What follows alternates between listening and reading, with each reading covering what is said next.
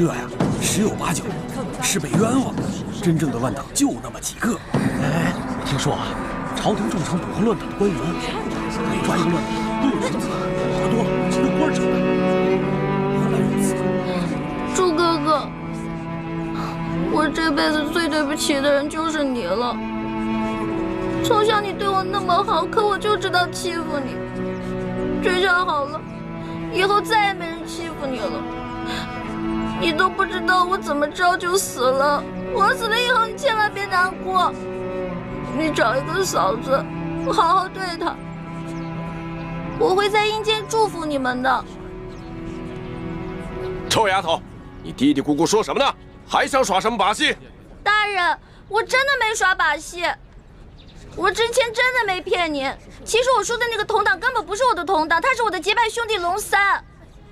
我们俩结拜的时候说好了，虽然不能同年同月同日生，但愿同年同月同日死。可我这都要死了，他连最后一程都不来送我。龙三，我为你受了那么多的苦，我救了你那么多次命，你一次回报都没有。结果我这回京了，还糊里糊涂的把命给弄丢了。而你呢，就知道躲在宫殿里吃香的喝辣的，都不来找我，不来看我。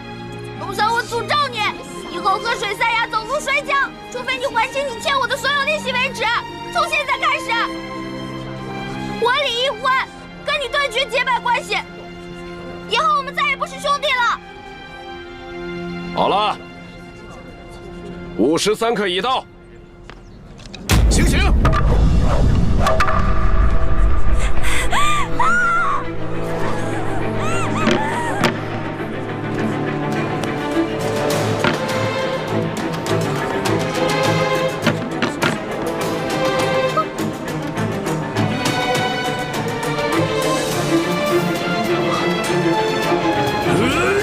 刀下留人！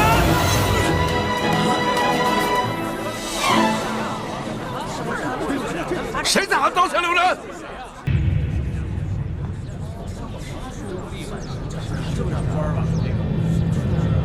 跪下！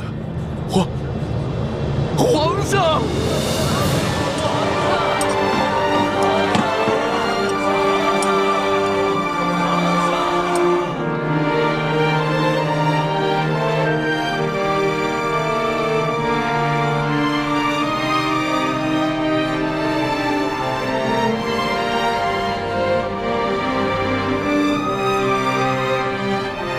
各位臣民，各位百姓，朕接到密奏说，顺天府尹甘国泰贪赃枉法，为求加官进爵，竟大肆抓捕良民，冒充反党，滥杀无辜。朕现在就下旨，对所有在押的乱党全部重新审理，无罪者当场释放；对过往同类案件也全部重新审查，如系冤案，全部平反，并由朝廷进行抚恤。皇上圣明！皇上圣明！皇上圣明！皇上圣明！今天虽然救下欢梅，还有其他几个联盟的兄弟，却又让康熙收获了民心。顺天府尹甘国泰贪赃枉法，草菅人命，证据俱在。来人啊，摘取他的顶戴花翎，移交刑部审理。这皇上饶命啊！微臣知道错了，皇上饶命啊！走，微臣知道错了，皇上饶命啊！团妹，哥，让朕来。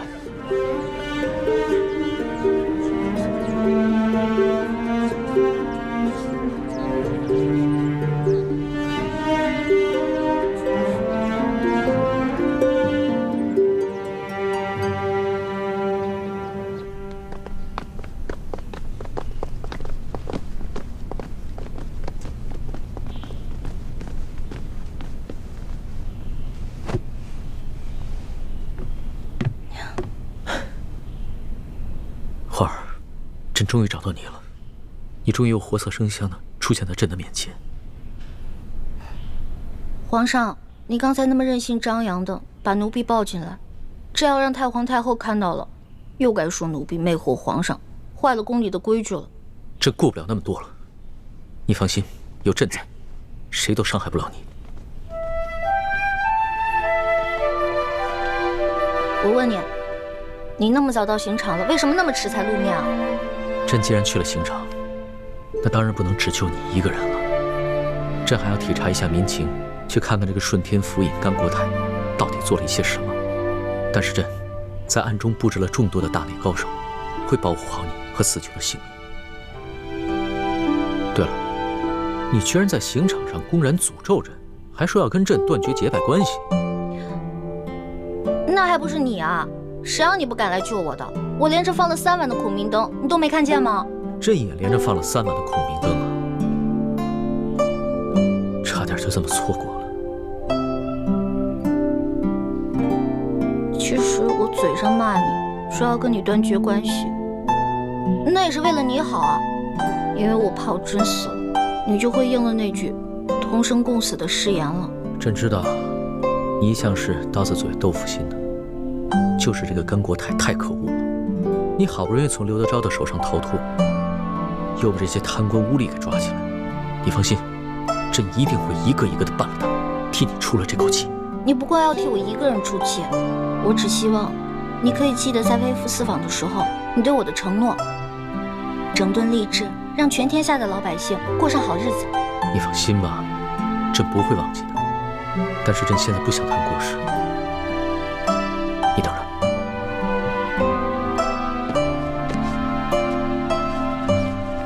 花儿，你看看，这是我。朕的画工怎么样？也就比我高那么一点点吧。朕还以为从此以后只能在画上见到你了。我也以为我永远都见不到你了，龙小弟。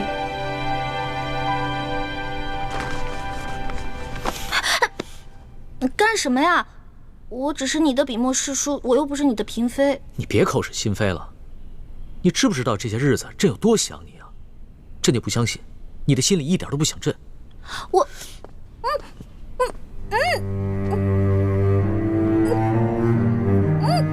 放开我！怎么了？咱们俩又不是没亲过。在山西你重伤的那段时间，都是朕帮你清理伤口的，而且还口对口的为你渡药。别再说了。微臣参见皇上。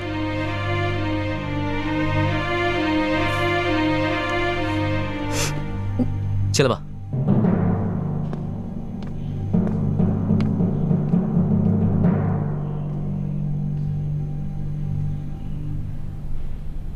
皇上，一环脚受了伤，还是容臣先为他治伤吧。行，你先给他看看脚伤吧。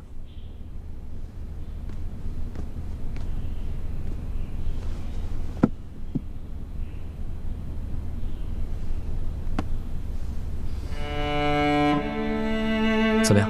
这伤要紧吗？伤得很严重，必须剜掉坏死的腐肉，才能治伤。啊，那不疼死了！早知道受这份罪，我还不如让那顺天府尹把我宰了算了。你胡说什么呢？你当时在山西救朕的时候，那股不惧生死、不畏一切的英雄气概去哪儿了？我根本不想当什么英雄，我只是不忍心看你死而已。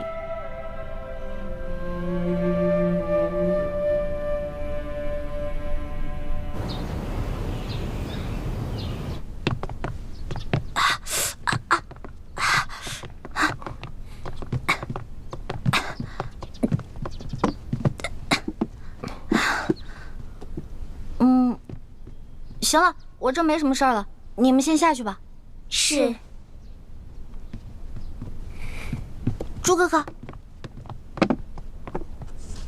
朱哥哥，我们节后重逢，你为何看上去那么不开心啊？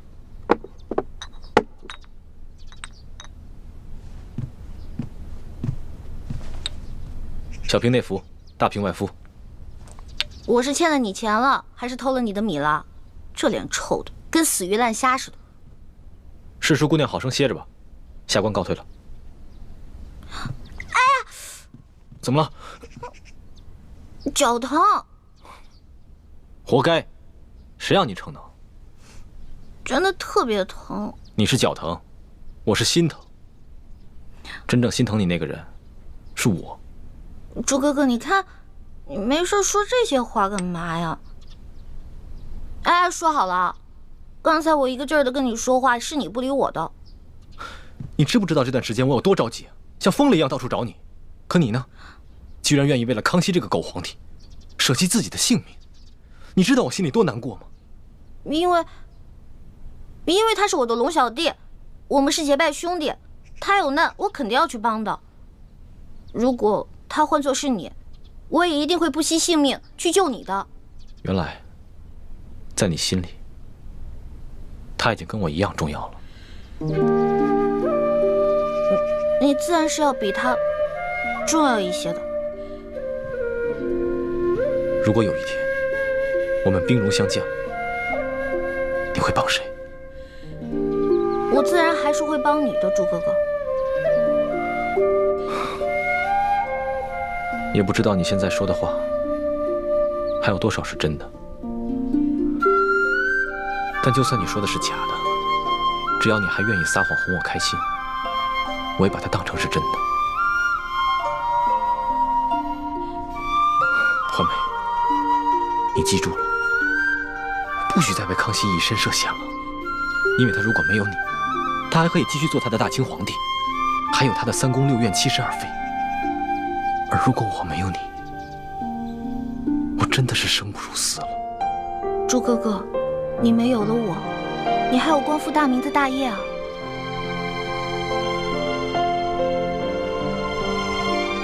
光复大明是我此生最大的责任，可你却是我的命。如果没有你，那我做什么都没有意义了。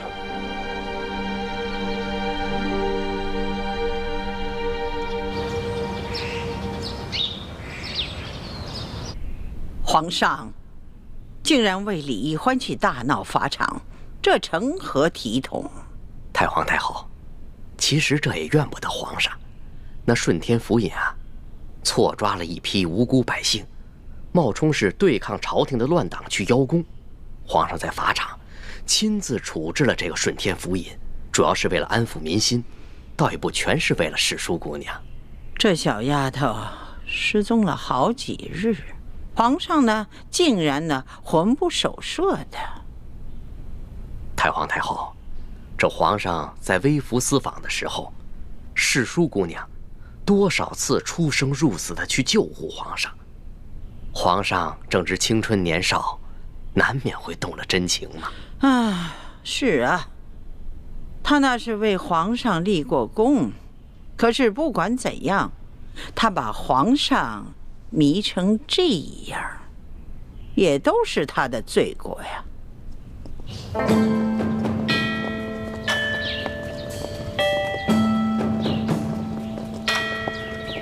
皇后驾到！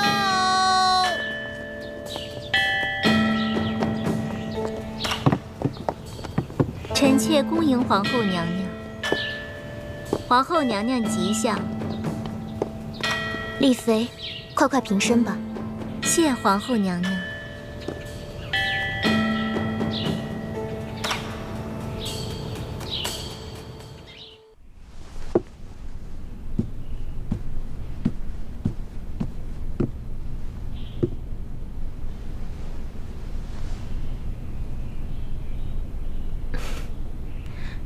妹妹这如今升了妃位，是越发风华出众了。妹妹何德何能，忝居妃位，全靠皇恩浩荡。本宫此次操办的典仪，妹妹可还满意？当然满意，只是让皇后娘娘太过操劳，妹妹心里实在是不安。妹妹不必客气，打从妹妹这一进宫，本宫就觉着妹妹啊是个拔尖儿的，必定能得到皇上的恩宠。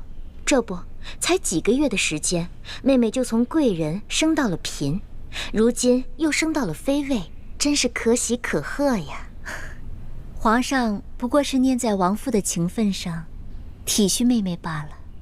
如今妹妹已是无父无母的孤女了，以后还要仰仗皇后娘娘多多照应。本宫此次来呀，就是想跟妹妹说一些提己的私房话。你们都退下吧。是。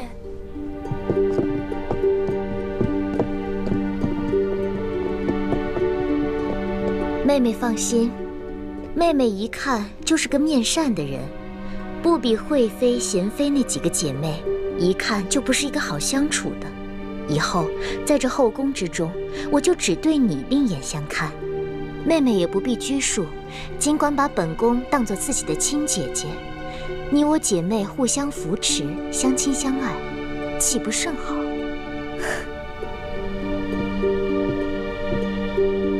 能得皇后娘娘垂怜，是妹妹的福分。多谢皇后娘娘。妹妹，快起来吧。啊，姐姐。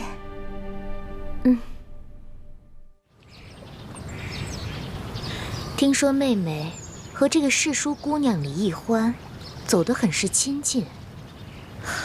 说不上亲近，只是皇上吩咐了，说世书姑娘生性好动，怕闷，命妹妹时常去永乐斋多走动。皇上曾吩咐过本宫和所有的嫔妃，无事都不要去永乐斋。这意思是不希望我等和这个李易欢有所交集，却唯独让妹妹多去永乐斋走动走动。看来皇上心里对妹妹，也是对别人有所不同的。姐姐千万别误会，只是皇上看妹妹性子软糯，不易与人起争端，所以才吩咐的。如今妹妹已是无父无母，无依无靠，皇上的吩咐，妹妹不敢不听啊。感情在皇上的心里，妹妹还不及李易欢尊贵。妹妹是堂堂丽妃，倒成了陪她一个笔墨世书解闷儿的，可不是吗？啊，妹妹，不瞒你说，本宫看到皇上为了李易欢如此着迷，本宫真是忧心如焚呢。姐姐，您贵为皇后，乃是后宫之主，那李易欢再受宠，也不会威胁到您的。如果只是威胁到我这个皇后，倒也是好了。就怕他威胁到的是皇上，是我大清的江山。啊！姐姐何出此言？你此次跟皇上在山西被刘德昭和一帮神秘杀手追杀，显然是身边出现了奸细，故意泄露了你们的行踪。这思来想去，唯有李氏兄妹最为可疑了。可是皇上跟妹妹说，那些刺客都是平西王的手下呀。可能这李氏兄妹就是平西王派来的奸细。李易欢此次舍命救皇上，有可能就是一出苦肉计吧。妹妹，你说本宫能不忧心吗？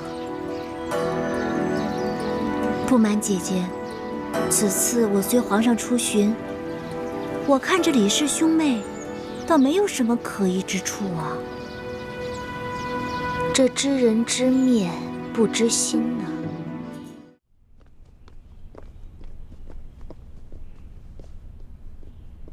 看来皇祖母不是要拉着孙儿聊家常，是有重要的事情要跟孙儿谈吧？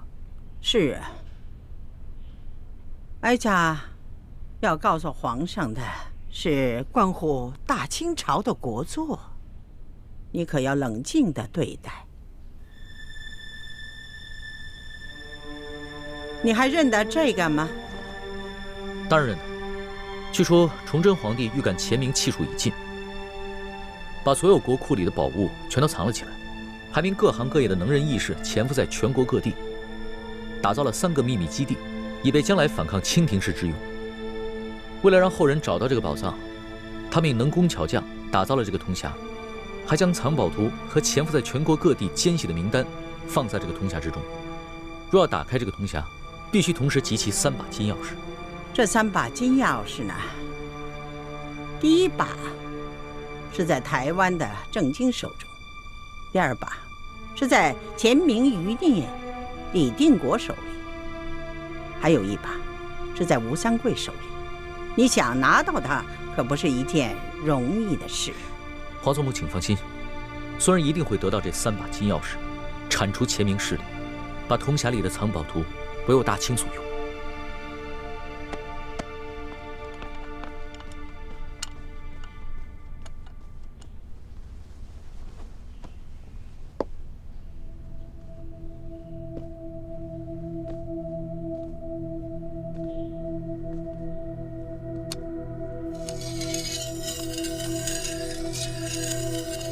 这是你皇爷爷用过的宝剑，这剑不错呀，是一把好剑。皇祖母，看见了吗？这就是那李一欢交给你的铜匣，分明是假的，你还相信他，对你忠心耿耿，用情至深吗？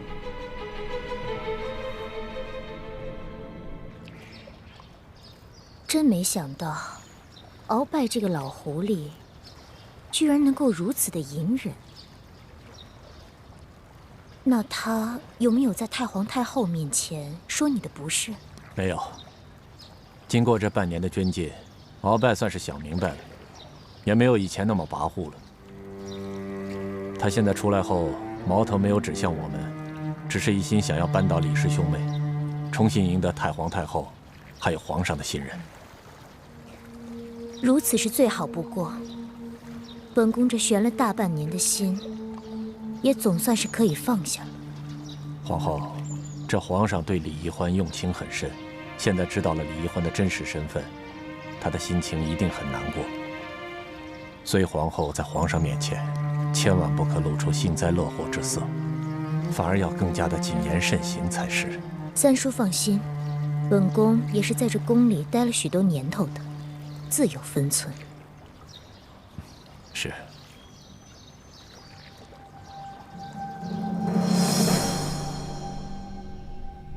皇祖母，可能这期间另有隐情，也许易欢他自己也不知情。从鳌拜府里拿到这个铜匣的时候，它本身就是个假的呀。皇上啊，你现在长大了，也亲政了，大权在握了。哀家这个老太婆的话，都不及一个小姑娘的话有分量了。皇祖母，您何出此言啊？在孙儿的心中，您一直是孙儿最亲之人了。唉，皇上不必这样哄我这个老太婆开心了。你是大清的帝王，你既然不顾你自身的安危，国事不理，竟然擅自出宫，去追寻一个来历不明的小丫头。你说，你把大清朝的千万子民置于何处？你把咱们老祖宗努尔哈赤建立的大清朝置于何处？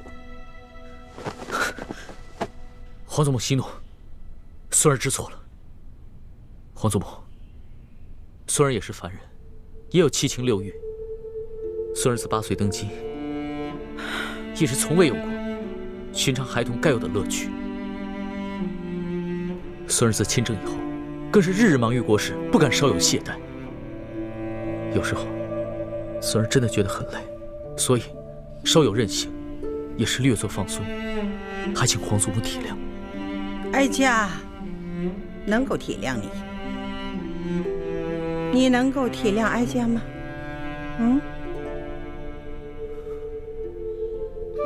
你父皇临终托孤的情景，时时想起。都历历在目。唉，母子一场啊，生离死别呀，那种痛苦，哀家是无人可说，无处可诉。因为哀家那时候竟没有时间去悲哀，去哭泣，只有想着急于把你扶上龙椅，保护好你。皇祖母，不能让祖宗留下来的大清朝让旁人占据。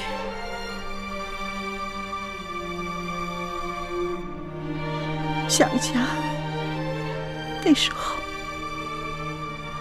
你才许8岁，你这祖母就把你扶上了又高又大的皇帝宝座，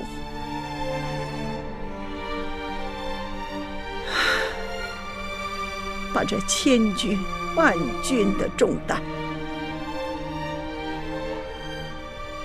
压在你那么小小的肩上。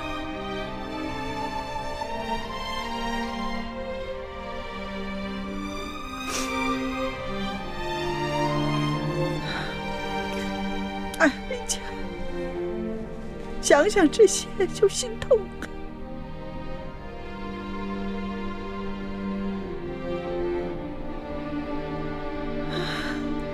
这怪谁呢？怪你的皇爷爷迷恋上了海兰珠，还是怪你那父皇迷恋上了董鄂妃？他们父子两个当时正当壮年呢，就撒手西去了，把这摇摇欲坠的大清朝就留给了你我祖孙俩。唉，这都是命啊！想想那褒姒至于周幽王，那西施至于吴王，那赵飞燕又至于汉成帝，梁玉环呢，又至于唐玄宗。这历史上为了女色而误了国的帝王还少吗？皇祖母，孙儿，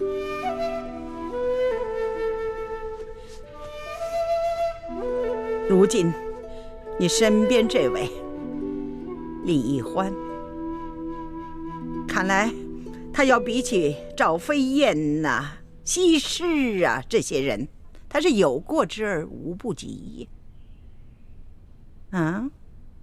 那前者呢，也不过是徒有美色而已。而这李易欢身怀绝技，他可是大清的宿敌，卧在你身边的一条毒蛇。皇祖母，易欢绝非是朱明联盟的奸细，这不过都是鳌拜报复朕和易欢，他使得挑拨离间之计而已。皇上啊，你不能执迷不悟了。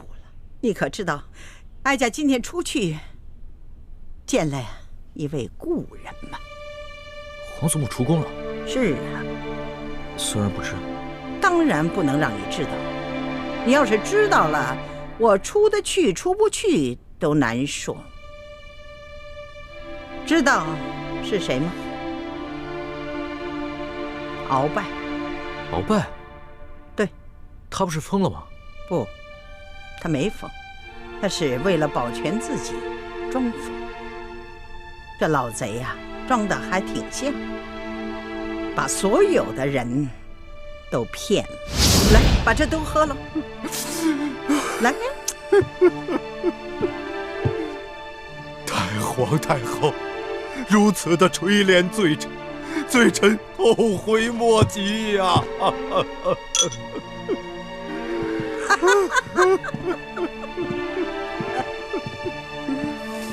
哎呀，哎呀，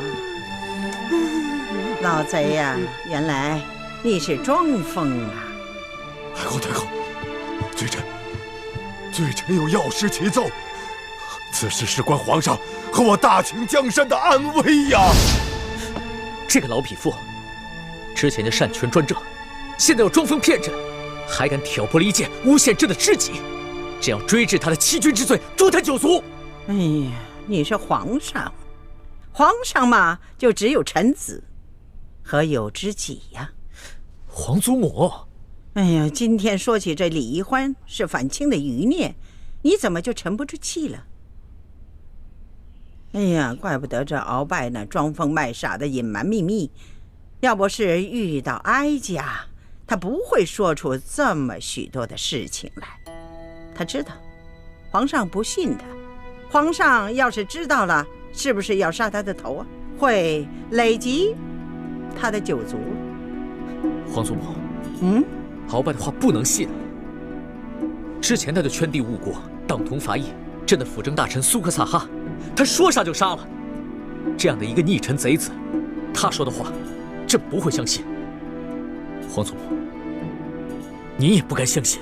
皇上啊，你说的对，但是呢，你要知道，鳌拜和哀家都是侍奉过大清3代君王的老人了，他撒没撒谎，骗得过哀家这双眼睛吗？鳌拜啊，起来说话吧。罪臣不敢。不敢？你敢杀皇上？尽管皇上是先想杀你，可是他是君，你是臣，你居然敢弑君？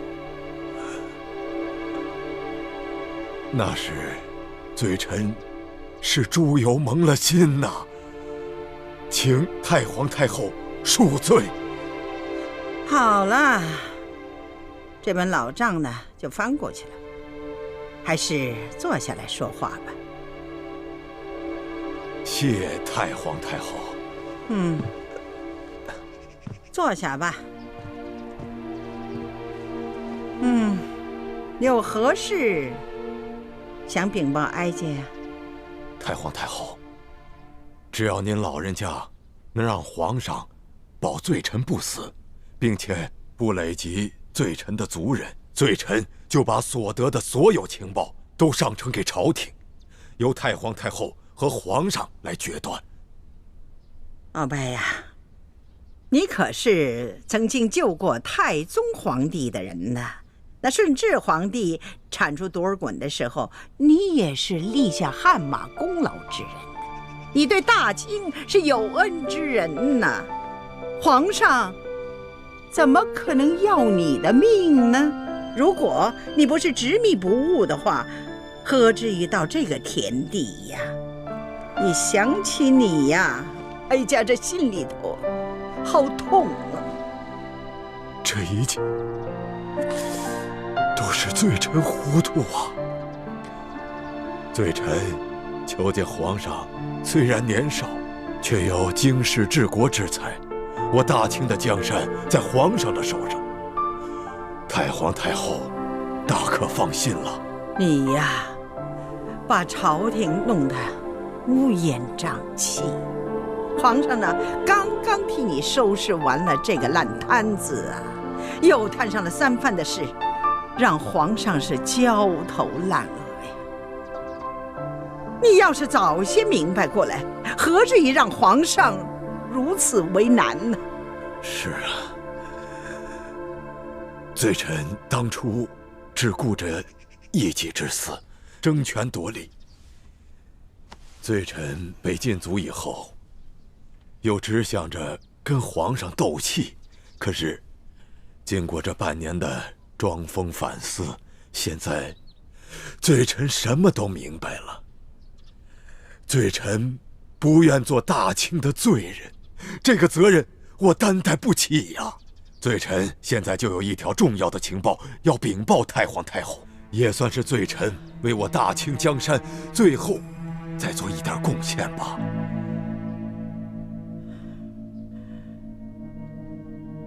你说吧。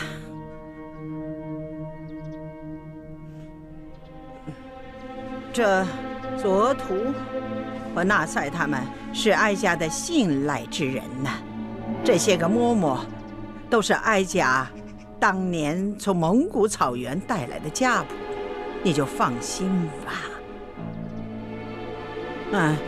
今天这个事呢就不能透露出去，否则的话，哀家就拿你们试问。这接着说吧。太皇太后，您老人家可听说过明珠谷？当然，那是一个反清联盟的基地，那些一心向往光复朱明王朝的乱党，全部隐藏在这里。多年前，罪臣就让眼线潜入明珠谷，以便能够掌握明珠谷的动向。当时，罪臣只是为了和索尼、苏克萨哈等人争权夺利，一直将所得到的密报都隐匿不报，希望着有一天能够独揽大权，再建大功。你糊涂啊你！太皇太后息怒。好在这明珠谷尚未成气候，对我大清的江山还构不成什么威胁。不过这明珠谷的密探现在已经潜入了紫禁城，这些个密探不仅年轻，而且那武功是深不可测，并且个个是精通奇门暗器、巫医独蛊之术。最为重要的是，他们就在皇上的身边，而且皇上却对他们十分的倚重。你隐匿明珠谷的情报是有情可原的，可是这些毒蛇都隐藏在皇上身边了，你为何不早早的向哀家禀报啊？太皇太后，我的眼线得到这个消息，前来报告罪臣之时，皇上已经把罪臣擒拿，又囚禁在这府上，无法得见太皇太后圣颜。皇上又不肯相信罪臣所言，只把罪臣的举报当作挑拨离间，有几个奸细还要杀了罪臣灭口。罪臣思来想去，只得装疯，这才逃过一劫呀。他们要杀你呀！在太皇太后面前，罪臣不敢有一字谎言呐。不是由索额图负责保护的吗？哦，回太皇太后的话，奴才已经竭尽全力保护好敖大人的安危了。可是皇上另有手谕给了别人，那奴才也没有办法。太皇太后，这件事情也怪不得索大人，这皇上有多恨罪臣，相信太皇太后和罪臣一样明白。那奸细事先给罪臣下了毒，夜里欲行刺罪臣，罪臣武功尽失，不敢应斗，只能装疯，这才骗过了他们一干人等，今日才得以见到太皇太后，将这一切告知啊。你说的这奸细，是否是这太医李建清和这笔墨侍书李欢兄妹？正是他们，而且还不止他们两个，新晋的丽妃娘娘，还有贴身侍奉丽妃娘娘的雪嬷嬷，他们都是明珠谷的人。李建清和李欢根本就不是兄妹。这个李建清的真实身份是南明永历帝的最后一个儿子，他的真名叫朱慈轩。反清联盟的人一直尊他为太子。李建清是前明太子朱慈轩？没错，你亲爱的这个李义欢，她是南明晋王李定国的独生女，她跟朱慈轩是娃娃亲，也被封为太子妃了。他们二人并不是兄妹关系，而是青梅竹马的情人。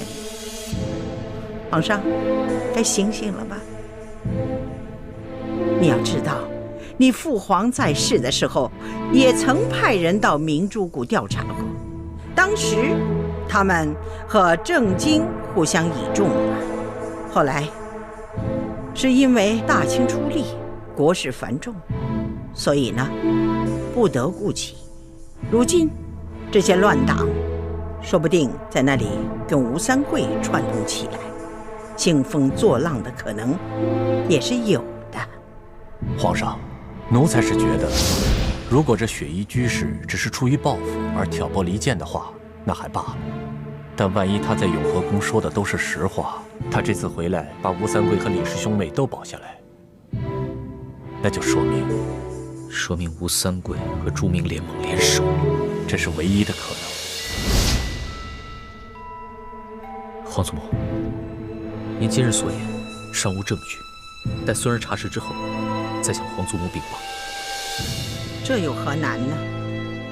这鳌拜既然呢主动的把这情报交上来，皇上根据其情报派所图一查，不就全明白了吗？皇祖母所言非比寻常，关乎到大清的存亡。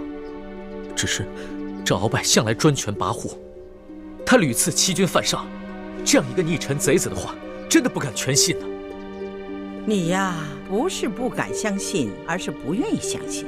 你想，一边是你的从前的政敌，一边是你宠爱的女人，你说你偏向谁？可想而知啊。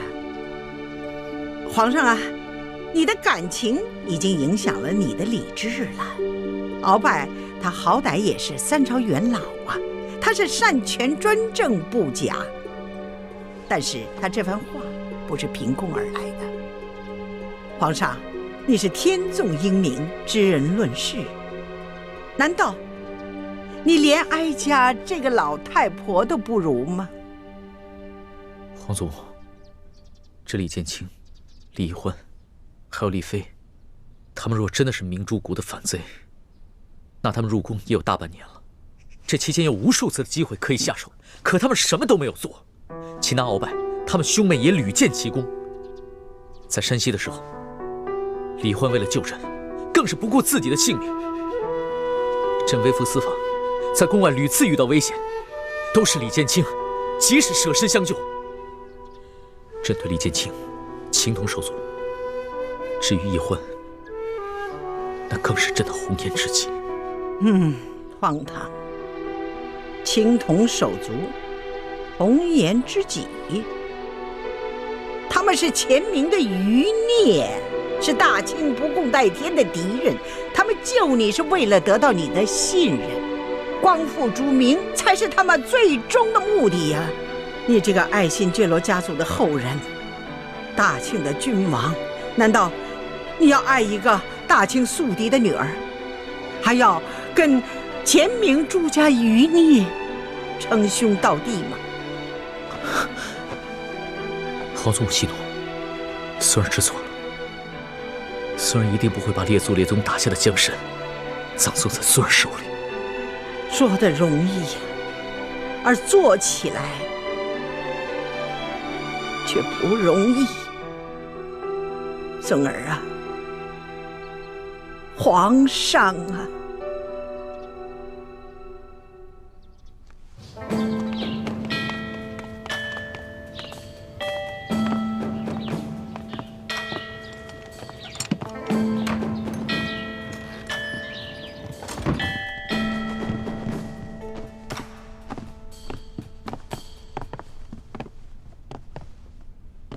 罪臣向皇上请安。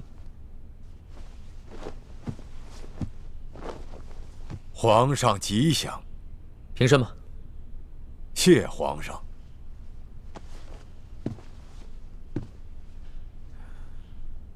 鳌拜，现在可以将你苦心经营多年的情报交给朕了吧？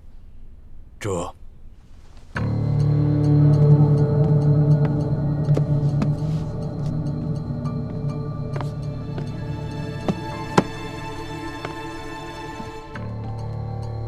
皇上，罪臣已将多年的情报整理成册，全都在这儿了。啊，还有，罪臣这些年来安插在各处的眼线探子的联络方式，罪臣也会一一交给皇上。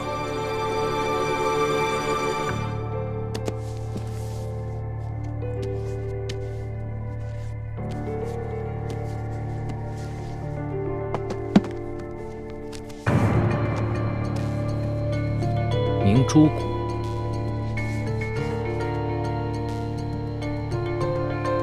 原来这个李定国长这样。司后图，奴才在。你过来瞧一瞧，朕怎么觉得这个李定国看起来很眼熟呢？哟，皇上，您瞧，这李定国如果没了胡须，长得像谁？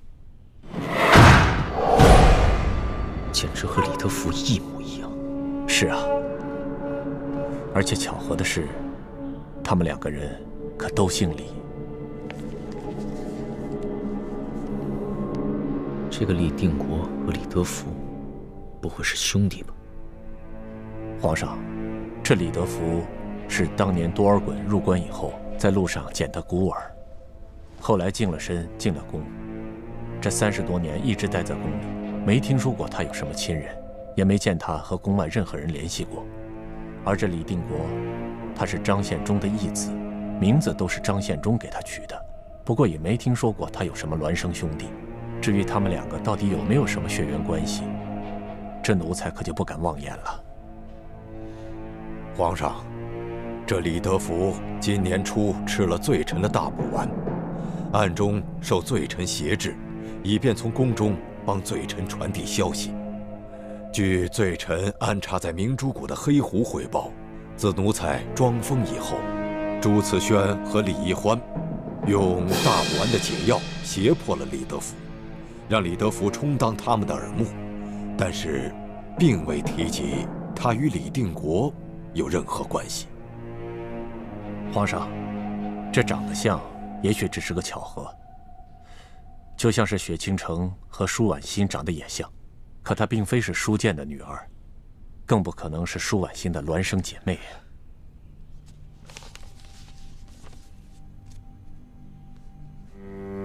此事切不可掉以轻心，先不要声张，多在暗中留心观察。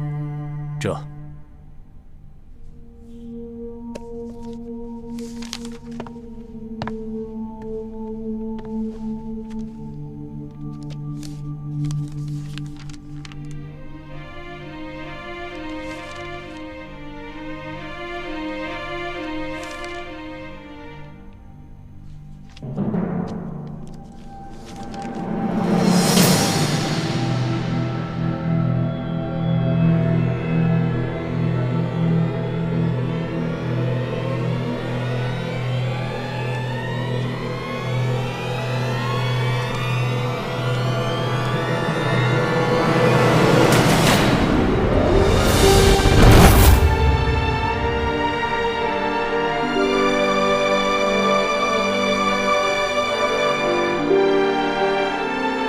皇上同李义欢只是同月同日生，但这朱慈轩同李义欢却是同年同月同日生。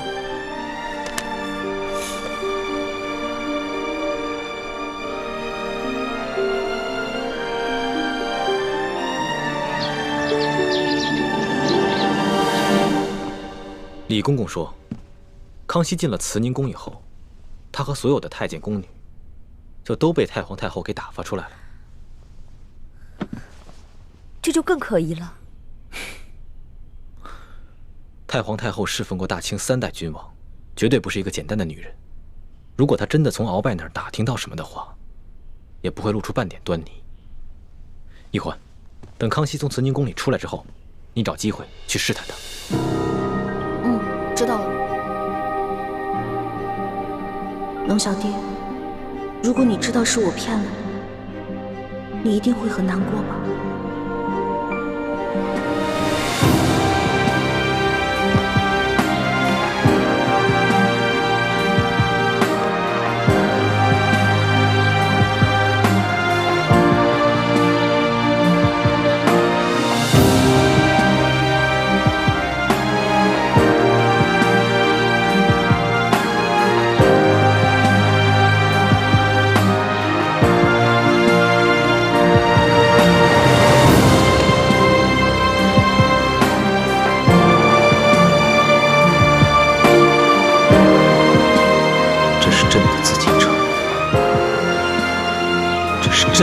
系。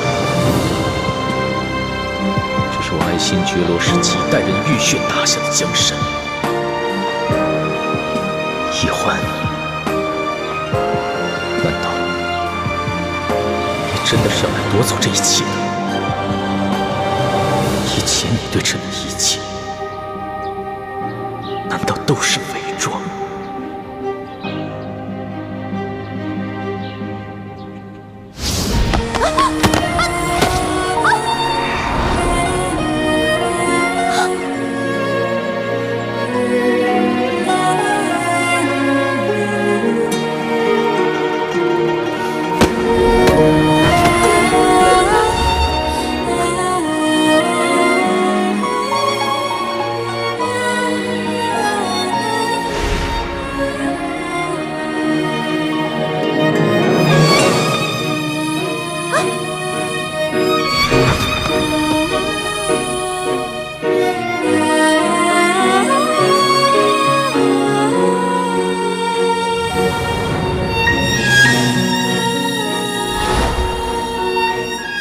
我李易欢，我龙三，今日对着月亮发誓，我二人结为异姓兄弟。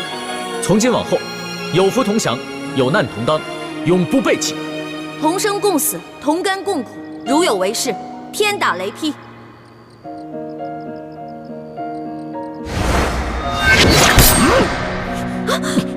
龙小弟！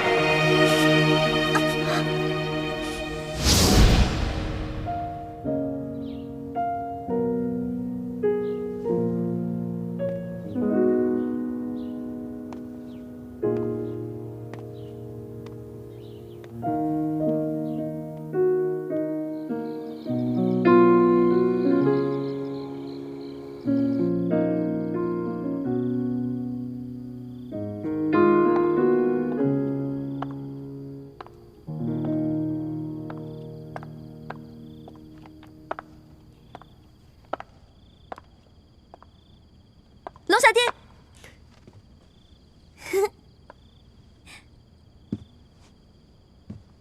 还没休息啊？这么晚了，还来御书房当差？主子都没休息呢，做奴婢的怎么敢偷懒呢？噔噔噔噔，龙小弟，知道这是什么吗？哎，平时吧，看你见多识广的，连这个都不认识。这个叫做荷叶糯米鸡，知道了吧？哦，这明白了。用荷叶包着米和鸡，一起放在锅里蒸，对吧？孺子可教也。如果龙小弟你不当皇上的话，我相信你啊，一定是位大美食家。朕这辈子只怕是没有这样的福分了，你倒可以试一试。说吧，这糯米鸡是不是又从御膳房里偷过来的？说什么呢？我跟御膳房大厨关系可好了，他平常还说我做的菜好吃呢，我怎么可能偷呢？再说了，我就偷过一次，而且那一次还是我第一次进宫的时候，跟龙小弟不打不相识嘛。老大，朕一直在想，这宫里宫外的几次相遇，都是天意吗？真的是上天把你安排到朕的身边来的？当然是天意了。我刚开始认识龙小弟的时候，我又不知道你是谁，这不是缘分，那是什么呀？我知道，这个最近吧，宫里总是谣传我跟我哥哥的一些事情，而且传得越来越凶了。但是我相信龙小弟不会那么轻易的去相信谣言的，对吗？朕从来不相信谣言，朕只相信自己的心。那最好了，来，我们坐在这儿，一起把糯米鸡吃了吧。朕刚刚在慈宁宫吃了好些东西，很饱了，你自己吃吧。那怎么行啊？现在朝政那么繁忙，不吃会饿的。来，我喂你。啊，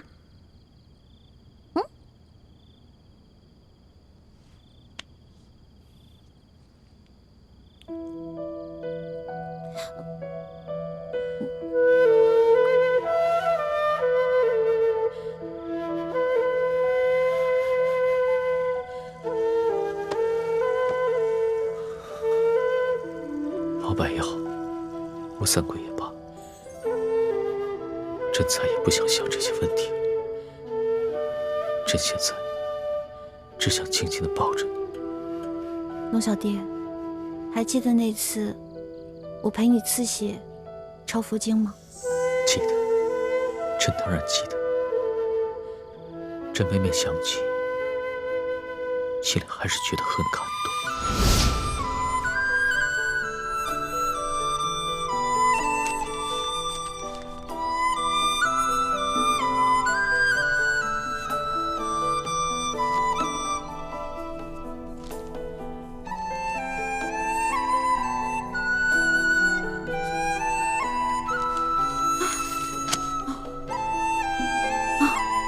终于写完了，大功告成。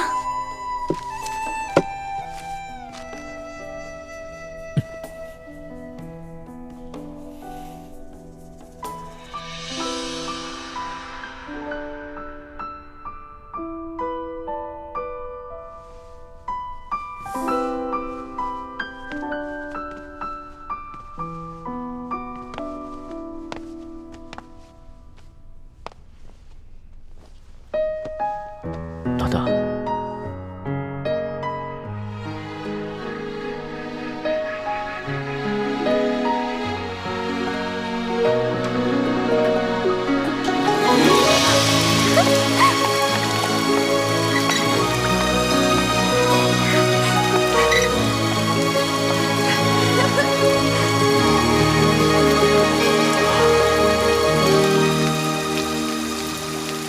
清晨的风吹如花，落入尘世的繁华。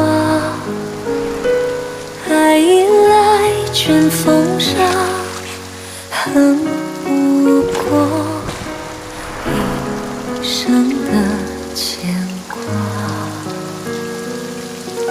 经过的星辰如马，望不穿雨中的他。这一生月光花，能否带他舍得心归家？愿做他掌上的明珠，献上我纯真的祝福。你爱照我心，掀起迷雾，留下无悔的情愫。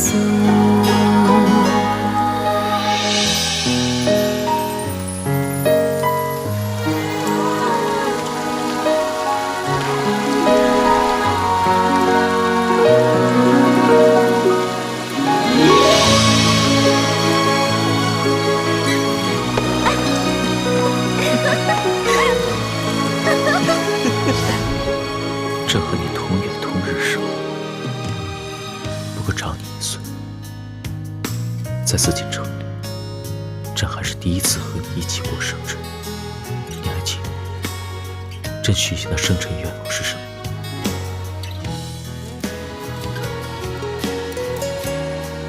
当然记得，这是我长这么大过得最有意义的一次生日。许的什么？我不告诉你，该你了。朕的愿望可不怕告诉你，朕愿和你年年有今日，岁岁有今朝。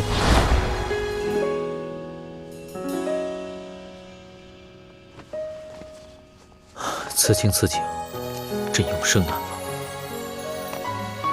只是不知道还有没有机会再跟你一起过生日。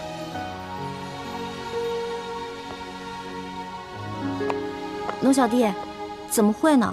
每年不都有生日吗？每年我们都可以一起过啊。